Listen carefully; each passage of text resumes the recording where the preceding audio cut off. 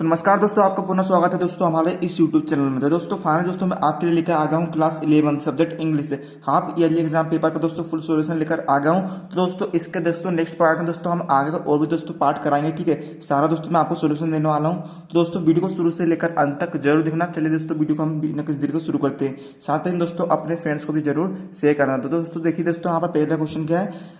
यहाँ पर दोस्तों आपको एक पैसेज दिया गया है। यहाँ पर आपको नीचे दोस्तों एक पैसेज दिया गया है, वहाँ पर दोस्तों आपको और नीचे दोस्तों आपको समझना है, ठीक है, पढ़ना समझना है। और नीचे दिए हुए दोस्तों आपको क्वेश्चन के आंसर लिखना है, ठीक है। कोई भी दोस्तों आपको 10 करना है। 1 मार्क्स का एक क्वेश्चन है दोस्तों, आपको 10 मार्क्स, ठीक है, 10 मार्क्स आपको मिल जाएंगे, है ना।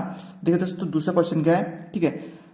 विच bird in the passage means, ठीक है। यहाँ पर आपको दोस्तों एक बर्ड दिया गया है पैसेज के अंदर, ठीक है, जिसका मतलब है मीन्स यानी मतलब small rivers that flow into large rivers, है ना।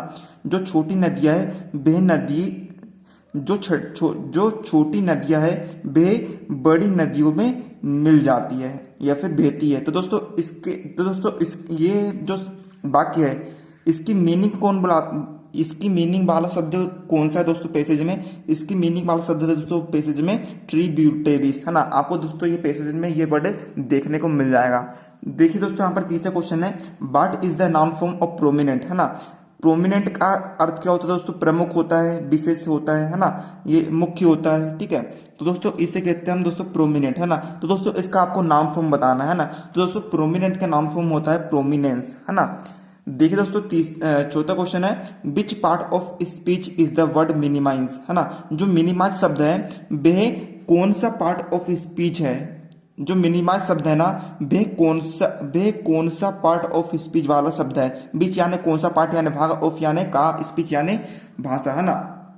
तो दोस्तों इसका आंसर होगा वर्ब, है ना। जो मिनिमाइज शब्द है वह वर्ब शब्द का पार्ट ऑफ स्पीच है। पांचवा देखिए,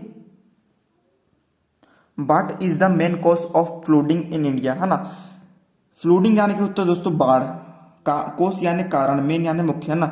मतलब कि भारत में बाढ़ का मुख्य कारण क्या है। बाट यानी क्या, इज यानी है ना।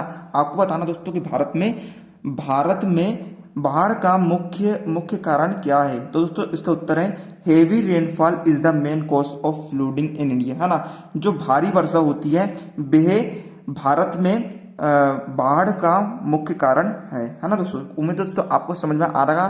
चलिए दोस्तों अब हम बढ़ते हैं अपने नेक्स्ट क्वेश्चन की तरफ। देखिए दोस्तों छठवां क्वेश्चन है, what have some scientist anticipated, है ना। जो भारत के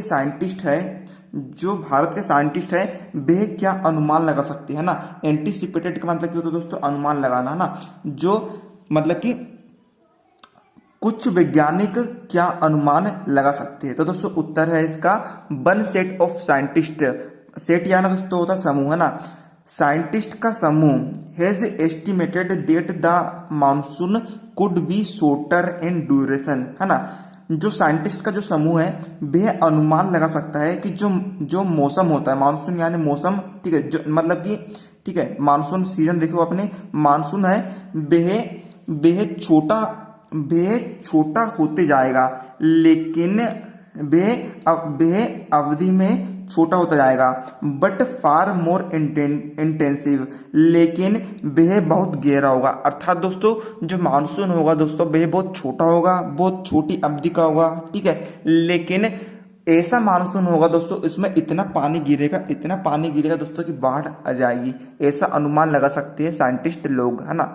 सातवां क्वेश्चन देखिए दोस्तों सातवां क्वेश्चन क्या है, what cause climate change. Climate यानी होता है दोस्तों जलवायु, चेंज यानी परिवर्तन, है ना। जलवायु परिवर्तन के क्या कारण है ना। कोस यानी कारण है। तो दोस्तों इसका आंसर है climate change is the result of human actions through the increased concentration of green house gases in atmosphere, ठीक है। जलवायु परिवर्तन मतलब कि इंसान के ग्रीन हाउस प्रभाव गैसों में जो वे लगातार वृद्धि कर रहा है उसका परिणाम है, रिजल्ट है ना। Of which carbon dioxide is the most prominent यानी दोस्तों मुख्य कारण, है ना। और जो कार्बन डाइऑक्साइड है वह क्या है, मुख्य कारण है, सबसे मोस्ट यानी सबसे मुख्य कारण है ना। तो दोस्तों इस प्रकार दोस्तों इसका आंसर निकल के आता है।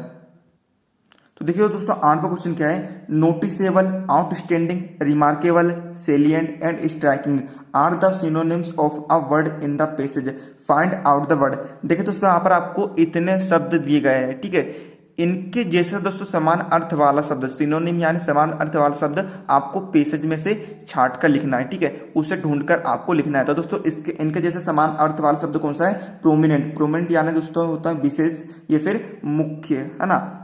तो देखिए दोस्तों 9वां क्वेश्चन क्या है, चूज द करेक्ट अल्टरनेटिव, है ना। दोस्तों इनका the process of a liquid gas और other substance being taken in is called, है ना।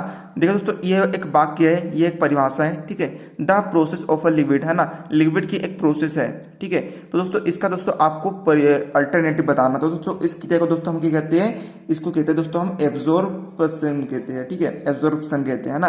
10वां क्वेश्चन देखिए, 10वां क्वेश्चन क्या है, why do scientist have a sigh of relief, है ना। साइफ यानी क्या होता है दोस्तों, आहा की सांस, ठीक है, आहा की सांस, है ना, आहा चिल्लाते हैं हम दोस्तों, चिल्लाना, है ना, आहा, साइफ यानी आहा, रिलीफ यानी राहत, है ना।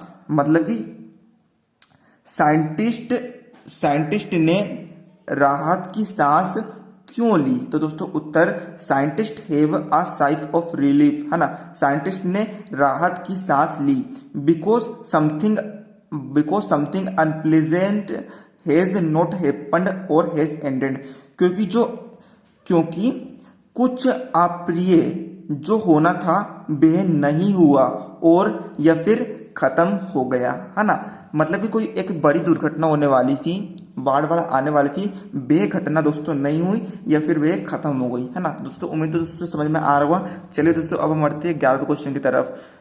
तो दोस्तों पैसेज का दोस्तों लास्ट क्वेश्चन है, ठीक है, 10 क्वेश्चन करना है दोस्तों मैं आपको, ठीक है, 10 क्वेश्चन करा दिया हूँ, 10 मार्क्स दोस्तों मिलना आपका पक्का है, ठीक है, टेंशन मत लीजिए। Why does the earth fail to observe rain water, है ना, जो मतलब कि अर्थ है, जो पृथ्वी है, वह वर्षा के पानी को एब्जॉर्ब करने में क्यों फेल है, क्यों असफल है। तो दोस्तों उत्तर है इसका आंसर है the monsoon are spread over a short period during the year, है ना। जो मानसून होता है वह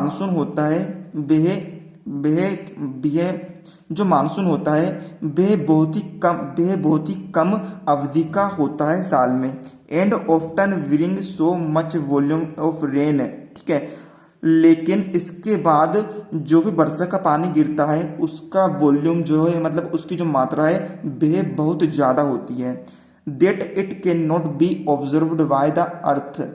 तो इसलिए पृथ्वी के द्वारा वर्षा के पानी को एब्जॉर्व नहीं किया जाता है ना दोस्तों।